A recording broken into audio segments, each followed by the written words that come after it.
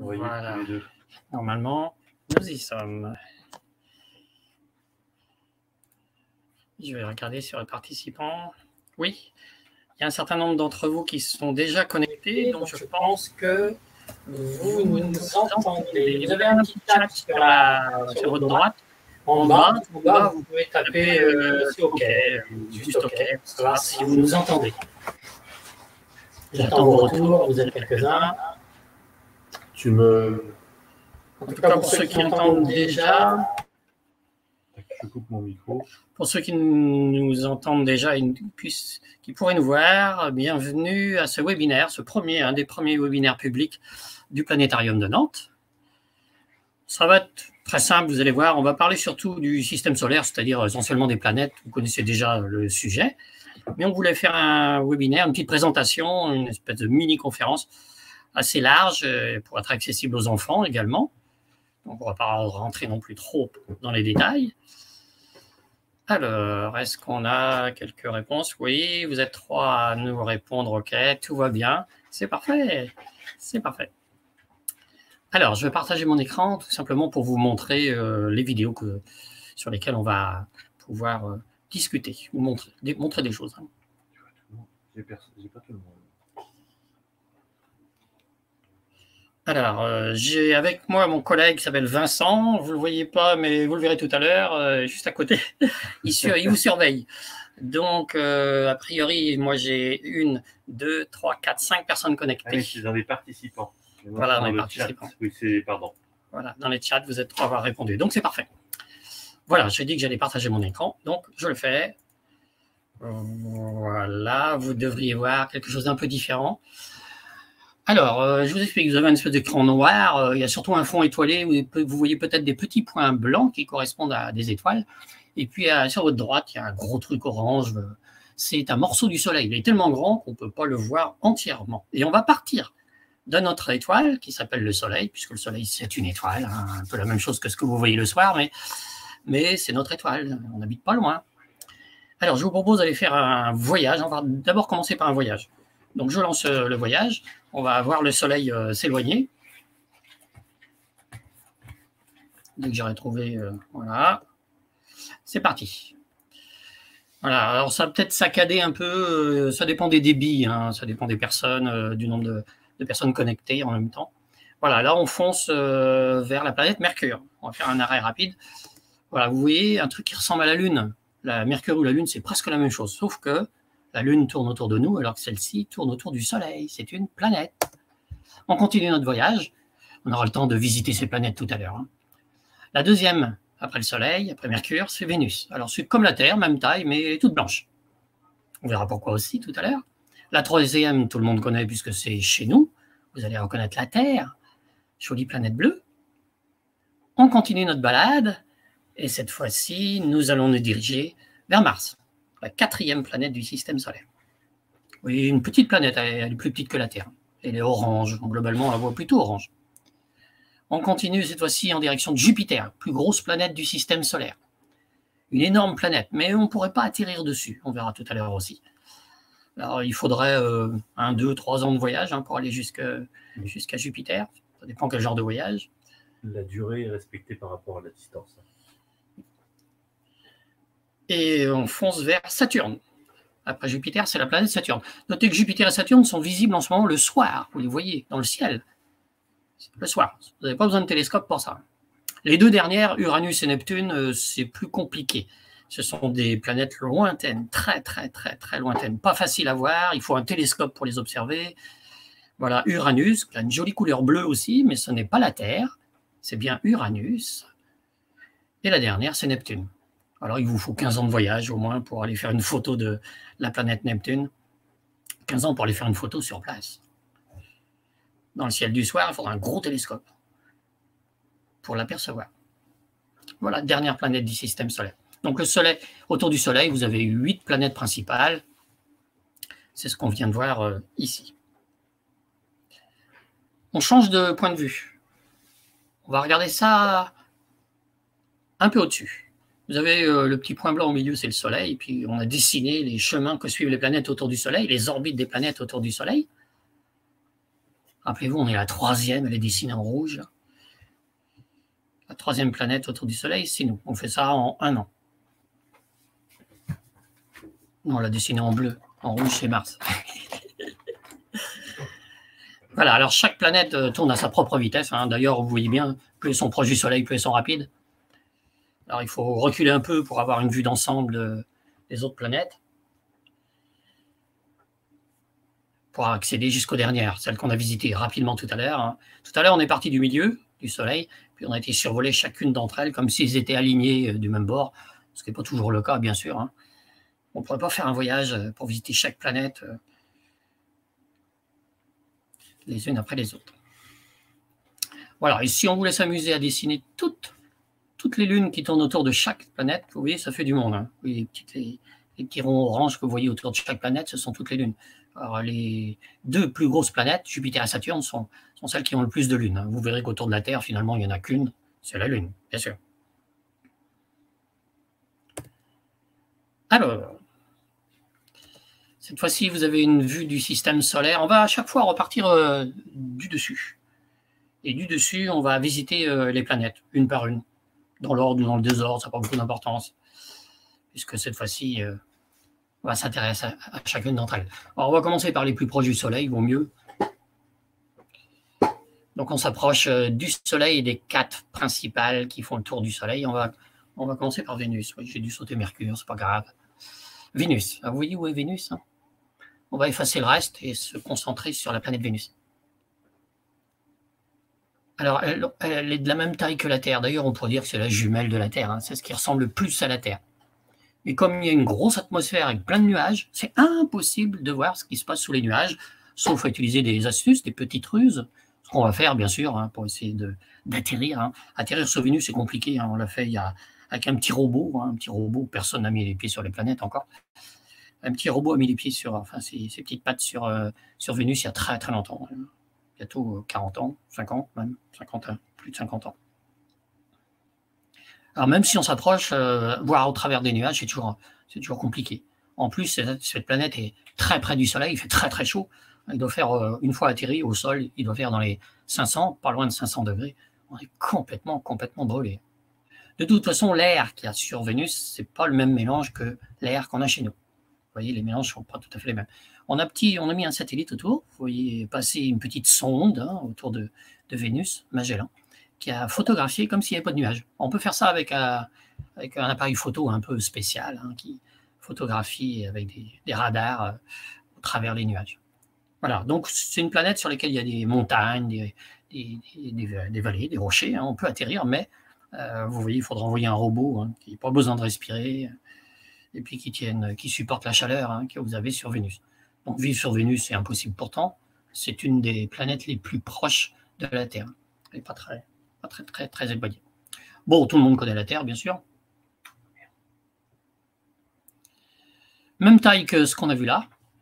Donc entre Vénus et la Terre, il n'y a pas une grosse différence. Sauf que nous, on est beaucoup plus éloigné du Soleil, donc chez nous, il fait beaucoup moins chaud que sur Vénus. Et puis, de toute façon, nous sommes issus de la Terre. Ça veut dire qu'on est tout à fait adaptés à l'atmosphère, à la température, à cette planète-là. Nous sommes faits pour vivre sur la Terre. Alors, ça ne veut pas dire qu'on sera impossible d'aller ailleurs, mais impossible de vivre ailleurs, sans doute. Hein. Mais peut-être faire une petite promenade en se protégeant, ça sera peut-être possible un jour. Pour l'instant, on n'est pas capable de visiter les planètes. Elles sont trop loin, trop difficiles comme voyage. Alors la Terre a une atmosphère, vous voyez bien les nuages qui tournent autour, et le Soleil éclaire toujours la moitié de chaque planète. Vous voyez bien, il y a un côté jour et un côté nuit en même temps. Et comme la Terre tourne et nous avec, eh bien, c'est nous qui passons du jour à la nuit, bien entendu. Donc on voit très bien la partie nuit et la partie jour. Mais il faut imaginer que c'est pareil sur chaque planète. Hein. Sur Vénus, c'est comme ça, sur Mercure, c'est comme ça, sur Mars, c'est comme ça aussi, un côté jour, un côté nuit. Et nous, on fait un petit tour, comme une toupie, en presque 24 heures.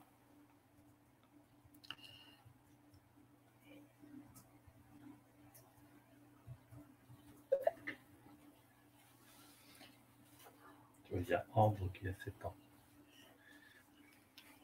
Voilà, je vois que les plus jeunes d'entre vous ont 7 ans. Je vois les questions. Eh bien, je répondrai à vos questions tout à l'heure. Ah, si ça vous plaît, c'est très bien. Alors, bon, évidemment, tout le monde connaît la Terre. On va passer à autre chose. On va filer, parce qu'on n'a pas beaucoup de temps, en fait, c'est finalement assez court. Je vous propose d'aller vers la suivante. Vous reconnaissez le système solaire, hein, au milieu il y a le Soleil, on ne le voit plus. Et vous avez les orbites de toutes les planètes.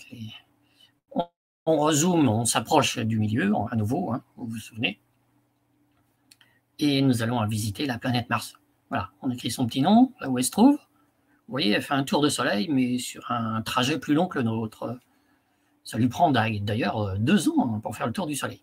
Alors, quand on s'approche de Mars, ça ressemble un petit peu à la Terre, mais d'abord, elle est 2 fois plus petite que la Terre. Et puis, on ne peut pas respirer sur Mars. Il n'y a pratiquement pas d'air à respirer. Par contre, il y a une calotte polaire, vous voyez, tout en haut, là, il y a une tache blanche. Eh bien, ce sont les calottes polaires, c'est-à-dire la glace au pôle nord de Mars, il y a la glace aussi au pôle sud de Mars. Donc, ça ressemble un peu à la Terre. On va s'approcher, vous allez voir, il y a des trous, ce sont des cratères, il y a des montagnes, on voit des traces de rivières, d'ailleurs. Hein. Alors, il n'y a pas vraiment d'eau qui coule sur Mars, parce qu'il fait d'abord très froid hein, sur cette planète, hein, il fait dans les moins 82 degrés. Oui, vous voyez, ça... C'est pas très fluide hein, comme vidéo, ça sautille un peu. Alors là aussi, comme autour de Vénus, on a envoyé des petites sondes, vous voyez, ces espèces d'appareils photo compliqués. Il y a des panneaux solaires pour recharger les batteries, et puis ça prend des photos, ça nous envoie les images, ça permet de, vous voyez, de regarder Mars de près. Comme si nous y étions. Vous apercevez des grandes vallées, hein, des grands canyons. Donc ça ressemble, le relief ressemble à celui de la Terre. Mais là encore, rappelez-vous, souvenez-vous, nous ne sommes pas autour de la Terre. Donc, vous voyez, les planètes rocheuses se ressemblent, ça veut dire qu'il y a des montagnes, il y a des vallées, il y a des volcans. Mais bon, il peut faire trop chaud, trop froid, il peut y avoir de l'air autour ou pas, ça dépend de tas de choses. Et autour de Mars, il y a une toute petite atmosphère, mais bon, il n'y en a pas assez pour respirer. C'est pas le même mélange que chez nous, on ne pourrait pas respirer ça. Là, on survole un volcan, il y a plusieurs volcans sur Mars, mais ils sont éteints, ils sont éteints. C'est des grandes montagnes, si vous voulez, maintenant. D'ailleurs, sur la plus haute des montagnes que vous apercevez au loin, là, on s'en approche, de Mars, sur Mars, eh bien, vous avez de la glace, quelquefois, au sommet.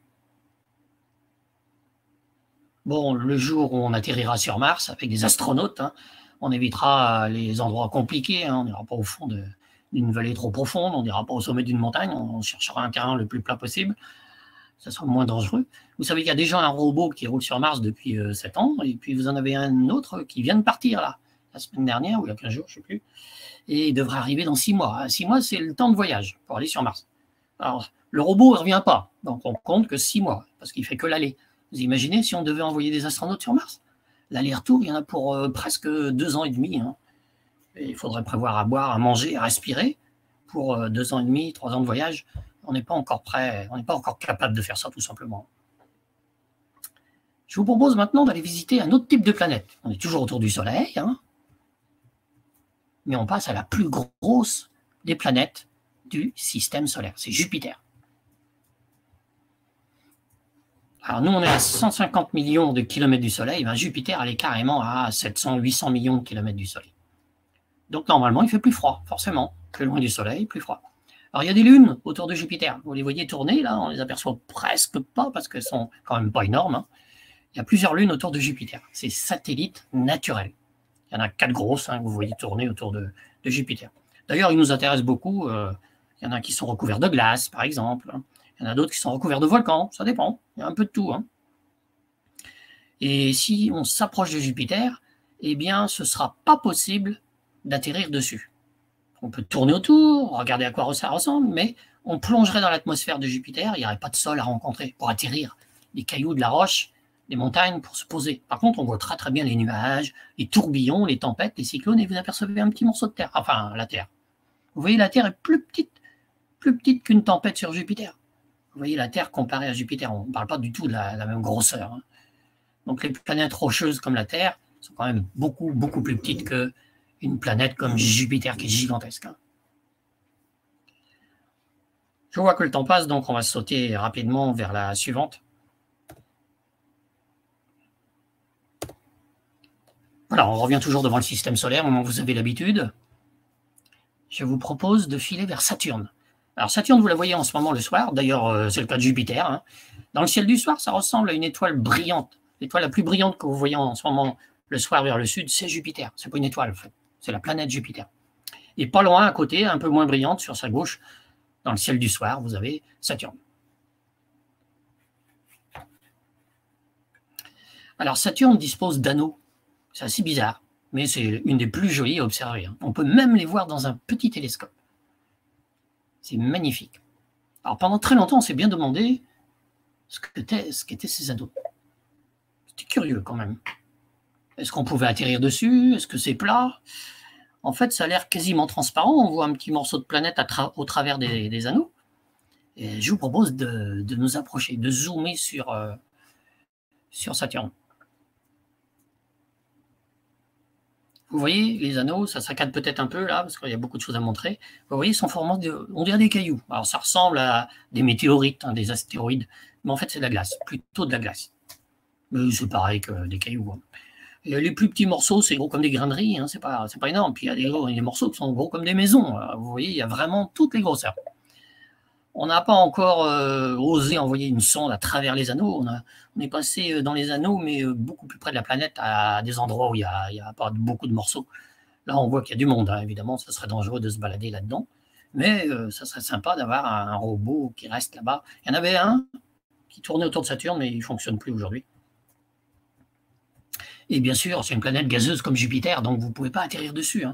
Impossible d'atterrir. En fait, autour du Soleil, il y a 8 planètes. Il y en a 4 qui sont rocheuses qu'on pourrait visiter en atterrissant dessus. Et puis les 4 grosses que vous voyez là, Jupiter, Saturne, ce sont des planètes sur lesquelles on ne peut vraiment pas atterrir. C'est du gaz. On plongerait dedans, on serait complètement écrasé par la pression, on ne pourrait pas atterrir dessus. Les 2 dernières sont très peu connues. On connaît peu de choses sur Uranus que vous apercevez maintenant. Alors déjà, rien que le voyage, juste pour envoyer un robot, une sonde spatiale, une fusée vers Uranus, vous en avez pour 8-9 ans. Et vous voyez des anneaux autour d'Uranus. Alors ça a été la grande surprise d'observer des anneaux. Donc Saturne n'est pas la seule planète à posséder des anneaux. Vous avez la même chose autour d'Uranus. Alors la même chose, on suppose, parce qu'on n'a pas été voir de près, on suppose que ce sont aussi des morceaux de glace comme autour de Saturne. Il faudra aller voir. Mais on n'a pas envoyé de sonde pour visiter que la planète Uranus. Ça viendra, peut-être un jour. Vous verrez un robot partir vers Uranus. Mais rappelez-vous que le voyage est long. Si ça partait aujourd'hui, ça arriverait dans 8 ans. C'est à peu près la même chose pour Neptune, la dernière. D'ailleurs, on pourrait dire que ce sont des jumelles, Uranus et Neptune. Neptune, c'est la dernière, vous l'apercevez là. Elle est de la même couleur, elle est de la même grosseur, mais elle est encore plus loin. Encore plus loin. Pour y aller, il faut 15 ans. Vous imaginez si un astronaute voulait aller jusqu'à Neptune et revenir chez lui, ça lui prendrait 15 ans l'aller, 15 ans le retour, il serait parti 30 ans. Vous voyez, rien que se balader dans le système solaire, c'est compliqué. Alors faire ça avec des robots, bon, il faut patienter 15 ans, il faut qu'il arrive là-bas, parce que le robot, on ne va pas le faire revenir, il fait des photos, puis il nous les envoie automatiquement. On n'a pas besoin de ramener le robot pour avoir les photos, ce qui nous permet de voir la planète Neptune que vous apercevez ici. Je ne sais pas si vous apercevez la tache en dessous, là, sur la planète Neptune. Ce sont des tempêtes, des tourbillons, des tornades. Et vous avez ça sur Jupiter aussi. On a découvert ça sur Saturne, on a ça sur Neptune, donc on suppose sur Uranus, c'est un petit peu la même chose. On est loin du Soleil, donc il fait très très froid. Là. Il doit faire dans les moins 200, 220 degrés, c'est extrêmement froid. Voilà, il ne reste pas beaucoup de temps, on va être coupé d'ici 2 minutes. Alors pour ceux qui ont oublié de s'inscrire sur la suivante, vous avez reçu le mail, vous avez bien réussi à vous connecter pour cette session.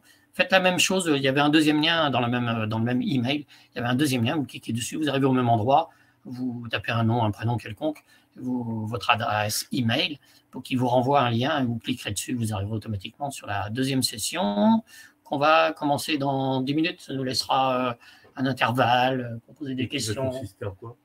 Comment? Qui va consister à poser des questions? Oui, alors à la deuxième partie, soit on continue, soit on embraye directement vos questions. Si vous avez beaucoup de questions, préparez-les. Eh bien, n'hésitez pas à les poser. On va être coupé d'une seconde à l'autre. Préparez-les et puis vous les tapez dans le chat. Nous, on va résumer ça et puis on répondra à toutes vos questions. Tout ce que vous voulez savoir. Dans la prochaine session. Dans la prochaine session, à 11h30. Normalement, 11h30. Là, il est 11h20. Donc, dans 10 minutes, ça va recommencer. et puis on pourra voir d'autres sujets.